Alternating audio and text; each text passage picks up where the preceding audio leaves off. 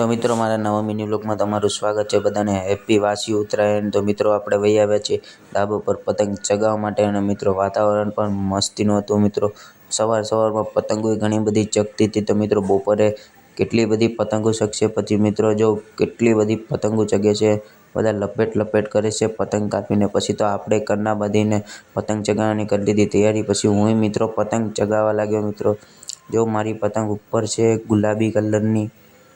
જો મિત્રો આ મારી પતંગ છે અને હું ઓલા વ્હાઈટ કાગળિયારે પેજ લેવા જતો હતો મિત્રો. પછી મિત્રો હું વહી આવ્યો ઘરે જમવા માટે અને જમીને પતંગ લેવા વયો ગયો, કેમ કે મારી પતંગ થઈ ગઈ હતી પૂરી. અને મિત્રો પછી પતંગ લઈને વયો ગયો પાછો ધાબા પર પતંગ ચગાવવા માટે. અને બપોરના 3 વાગે તડકો પણ હતો ને હવા ઓછી આવતી હતી. પછી મિત્રો બધા પતંગ ચગાવતા હતા બપોરના. પછી તો મિત્રો સાંજ પડી ગઈ, વાગી ગયા હતા 6 ને મસ્તીના ફટાકડા ફૂટવા લાગ્યા. મિત્રો આજનો બ્લોગ સારો લાગે તો લાઈક કરતા જજો.